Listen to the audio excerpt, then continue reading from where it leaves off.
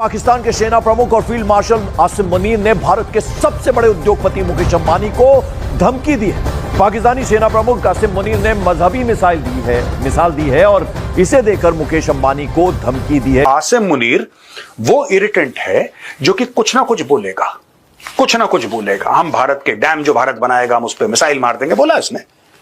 भारत ये करेगा तो हम न्यूक्लियर वॉर कर देंगे, ये कर देंगे। ये धीरे धीरे ये ट्रंप की जैसे तोता है ना, तोता जो मालिक कहता है तोता वही बोलता है, ट्रंप का तोता है। ऐसी खतरनाक बातें की गई हैं जो किसी तौर के ऊपर भी खुद फील्ड मार्शल के जो फ्यूचर है उससे मुतालिक भी और पाकिस्तान से मुतालिक भी उनको हौसला अफजा नहीं करार दिया जा सकता। बेल्जियम के दौरे पर आए हुए पाकिस्तानी आर्मी चीफ आसिम मुनीर के खिलाफ पाकिस्तानियों ने बेल्जियम में एफआईआर कटवा दी है। एफआईआर में आर्मी चीफ पर सफारतखाने के एहलकारों के जरिए हमला करवाने का इल्जाम है।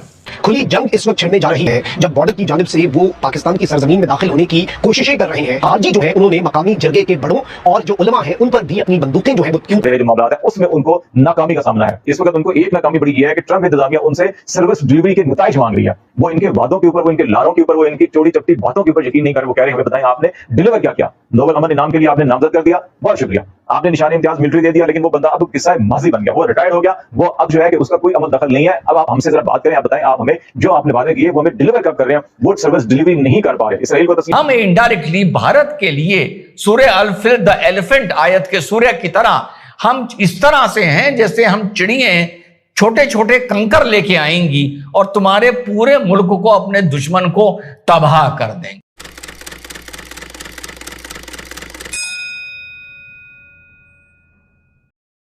सूरह अल-फिल जिसको इंग्लिश में द एलिफेंट भी कहा जाता है कुरान शरीफ की, उसमें यह किस्सा है कि जब यमन से काबे शरीफ को डिस्ट्रॉय करने के लिए एक फोर्स उठी हाथियों की, तो जो अबाबील चिड़ियां होती हैं उन्होंने कंकर उठा उठा के उनके ऊपर मारे और जिससे उन्होंने काबे शरीफ को बचाया। ये एक कुरान शरीफ में एक किस्सा आता है बहुत पुराना।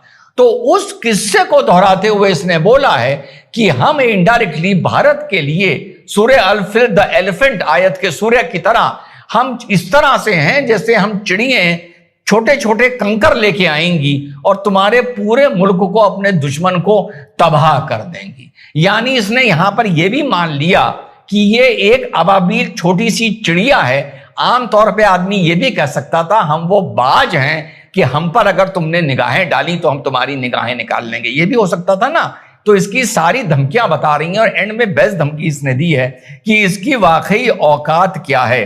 फिर भैया इसने धमकी दी है कि इस बार लड़ाई हम वेस्ट से नहीं लड़ेंगे, यानी राजस्थान पंजाब से नहीं लड़ेंगे। इस टाइम हम लड़ाई पूरब से, ईस्ट से लड़ते हुए आएंगे, यानी बांग्लादेश उधर से अंदर घुसेगा और मारता मारता मारता मारता पाकिस्तान तक पहुंच जाएगा। ये इसने धमकी दी है।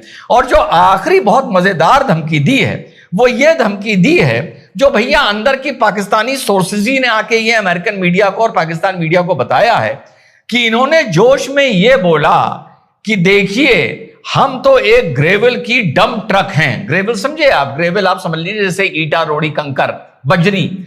हम तो बजरी का एक ट्रक हैं और इंडिया एक मर्सिडीज बेंज की तरह है। अगर हम दोनों में टक्कर हो गई तो समझ लीजिए कि ज्यादा नुकसान किसका होगा। तो अगर तू डंपर चलाता है, तेरा ट्रक है मर्सिडीज की, तुझसे अगर टक्कर हो गई तो तेरी कम से कम रोजी रोटी चली जाएगी, क्योंकि मर्सिडीज तेरा इतना नुकसान तो कर देगी। मेरी मर्सिडीज 100% फुली इंश्योर्ड होगी। मैं फुल इंश्योरेंस लेके फुल टोटल लॉस पे अपनी गाड़ी डालूंगा अगर डंपर से लड़ेगी, और 4, 5, 10 दिन में, 1 महीने में दूसरी मर्सिडीज निकलवा लूंगा। और जिसके पास चमकती हुई मर्सिडीज होगी, जाहिल आदमी, उसके पास 2, 4, 5 गाड़ियां और भी होंगी। पर जिसके पास एक टूटा हुआ बजरी ढोने वाला डंपर होगा और वो खुद चला रहा होगा, बड़ा संदेह है कि उसके पास इसके अलावा कोई और गाड़ी होगी। हाँ, कोई टूटी जीप या कोई पुरानी बुलेट जरूर हो सकती है उसके पास। और ये भी तूने साबित कर दिया, तूने यहां पर भी कहा अगर टक्कर होगी, चल हम मान लेते हैं टक्कर नहीं होगी। तो इसका मतलब अब दूसरी तू एनालॉजी बता दे कि जब हाईवे पर ये दोनों गाड़ियां भागेंगी तो उसमें जाहिल आदमी, जाहिल नस्ल तो ये बता दे कि उसमें मर्सिडीज आगे निकलेगी या वो ईटा रोड़ी ढोने वाली डंपर ट्रक आगे निकलेगी। पाकिस्तान की न्यूक्लियर और इंडिया के हवाले से जो गुफ्तगू उन्होंने की, उससे ये दिखाई देता है कि बात बनी नहीं है। जो फ्रस्ट्रेशन है, दो रहे हैं इस वक्त। कुछ लोगों का ख्याल है कि इस वक्त फील्ड मार्शल जो है कि वो ओवर कॉन्फिडेंस है। उनका ये ख्याल है कि उन्होंने डोनाल्ड ट्रंप को राम कर लिया है, अपनी मुट्ठी में बंद कर लिया है। वैसे ही जैसे यहाँ पे नवाज शरीफ, शहबाज शरीफ और जरदारी को उन्होंने कैद करके रखा हुआ है, इसी तरह से उन्होंने डोनाल्ड ट्रंप को भी शायद अपनी मुट्ठी में बंद कर लिया है। और जो हमने उनसे वादे वईद कर रखे हैं, उनकी जो है कि वो जाल में फंस चुके हैं। तो अब हम पाकिस्तान में या दुनिया भर के अंदर जो मर्जी हम करते फिर हमें कोई पूछने वाला नहीं है। कुछ लोगों का ख्याल है कि ये इस हद तक ओवर कॉन्फिडेंस ये हो चुके हैं। लेकिन अगर ये इस हद तक इसको तस्लीम भी कर लिया जाए तो ये बजाते खुद एक सियासी खुदकुशी के मुतरादिफ है कि आप इस हद तक ओवर कॉन्फिडेंस हो चुके हैं कि आप खुद जो है कुएं में छलांग मार रहे हैं। आपको 4-5 चीजें बताएंगे तो आपको अंदाजा होगा। ये किसी तौर की कोई भी दानिशवाराना गुफ्तगू नहीं कहा जा सकता। इसलिए बहुत से जो न्यूट्रल गैर जानिबदार मुबस्सरीन है वो भी कह रहे हैं कि जनाब फील्ड मार्शल साहब को जो है कि अवामी पब्लिक से कैसे खिताब करना चाहिए, उसके लिए कोई एडवाइजर रखना चाहिए, वो मुशीर रखना चाहिए कि उनको आदाब और वो सलूक और तरीका ही नहीं मालूम कि लोगों के साथ बात कैसे करनी है। और इसमें एक चीज ये होगी। दूसरा मामला जो है, इस गुफ्तगू के अंदर ये भी तासुर मिल रहा है कि फील्ड मार्शल साहब को पॉलिटिकली जो है कि मुजामत का सामना है इस वक्त, और वो 18वीं तरमीम के इस वक्त बड़े शदीद मुखालिफ हैं और वो 18वीं तरमीम को खत्म करना चाहते हैं। 18वीं तरमीम से सूबों को हकूक दिए गए थे और अब जो उन्होंने ट्रंप इंतजामिया को वादे वईद कर रखे हैं, मादनियात, कुदरती वसाइल और बाकी सारे के सारे जो मामला है, उसमें उनको नाकामी का सामना है। इस वक्त उनको एक नाकामी बड़ी यह है कि ट्रंप इंतजामिया उनसे सर्विस डिलीवरी के नताइज मांग रही है। वो इनके वादों के ऊपर, वो इनके लारों के ऊपर, वो इनकी चौड़ी चपटी बातों के ऊपर यकीन नहीं कर रहे। वो कह रहे हैं हमें बताएं आपने डिलीवर क्या किया, नोबेल अमन इनाम के लिए आपने नामजद कर दिया, बहुत शुक्रिया। आपने निशान इम्तियाज मिलिट्री दे दिया, लेकिन वो बंदा अब किस्सा माजी बन गया, वो रिटायर्ड हो गया, वो अब जो है कि उसका कोई अमल दखल नहीं है। अब आप हमसे जरा बात करें, आप बताएं आप हमें जो आपने वादे किए वो हमें डिलीवर कब कर रहे हैं। वो सर्विस डिलीवरी नहीं कर पा रहे, इसराइल को तस्लीम नहीं कर पा रहे और मादनियात बिल पास नहीं हो सका कैबिनेट पख्तूनख्वा असेंबली से। ये वो वजूहात है जिस वजह से काफी मुश्किलात का इनको सामना करना पड़ा। इसीलिए ओवरसीज पाकिस्तानी से खिताब के अंदर इन्होंने 18वीं तरमीम के बारे में जो कुछ इरशादात फरमाए हैं उसको आप हर्जा सराई, आप बड़े अदबी लफ्जों के अंदर, महज़ब लफ्जों के अंदर हर्जा सराई कर सकते हैं। इस सियासी जमातों को, सियासतदानों को, और 18वीं तरमीम को उन्होंने हर्जा सराई फरमाई उस बारे में, और सियासतदानों को एक बार फिर नाकाम और नामुराद करार देते हुए कहा कि इनकी गलतियों और इनके गम का जो टोकरा हमारे ऊपर होता है, हम शहीदों की जो है कि उसमें हम कीमत अदा कर रहे हैं। नमस्कार दोस्तों, आप सभी का न्यूज़ टेल में हार्दिक स्वागत है।